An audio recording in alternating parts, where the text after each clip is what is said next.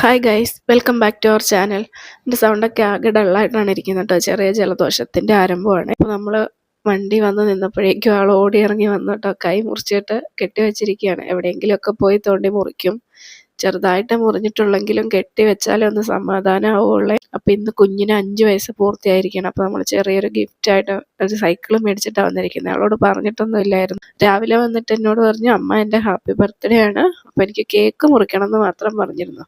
അമ്പാടിയുടെ ബർത്ത്ഡേക്കും കേക്കൊക്കെ മുറിച്ചത് കൊണ്ട് ആൾക്ക് ആ ഒരു ആവശ്യം മാത്രമേ ഉള്ളൂ. വേറെ എന്ത് കിട്ടിയാലും അത് എത്ര വലുതാണെങ്കിലും ആൾക്ക് അതിനേക്കാളൊക്കെ ഇമ്പോർട്ടൻ്റ് ആ കേക്ക് മുറിക്കുക എന്നുള്ളതാണ്. അപ്പോൾ ഇത് കാണിച്ചപ്പോഴും ചോദിക്കുന്നത് കേക്ക് വാങ്ങിയില്ലേ എന്നാണ്. നമ്മൾ ഈ സൈക്കിൾ വാങ്ങിയേക്കുന്നത് വെങ്ങല്ലൂർ കോലാനി ബൈപ്പാസിൽ ഉള്ള ബി സ്ട്രൈഡ് എന്ന് പറയുന്ന ഷോപ്പിൽ നിന്നുമാണ് കേട്ടോ. ഇവിടെ ഒരുപാട് കളക്ഷൻസ് ഉണ്ട് കേട്ടോ, സൈക്കിൾസിൻ്റെയും അതുപോലെ കാറുകൾ, അല്ലാത്ത ചെറിയ ടോയ്സ്, എല്ലാം കുട്ടികൾക്ക് വേണ്ട എല്ലാ ടോയ്സും ഇവിടെ അവൈലബിൾ ആണ്.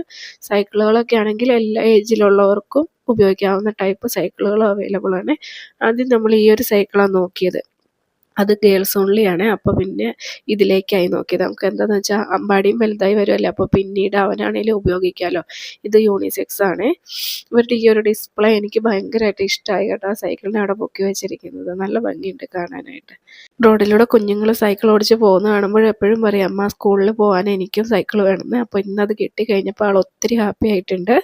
പിന്നെ നമ്മൾ ചെറിയൊരു കേക്കും മേടിച്ചിരുന്നു. അച്ഛനും മക്കളും കൂടെ കേക്കും കട്ട് ചെയ്തു. അപ്പോൾ അത്രയാണ് ഇന്നത്തെ വിശേഷം. വീഡിയോ ഇഷ്ടമായി ലൈക്ക് ചെയ്യാനും ഷെയർ ചെയ്യാനും മറക്കരുത്.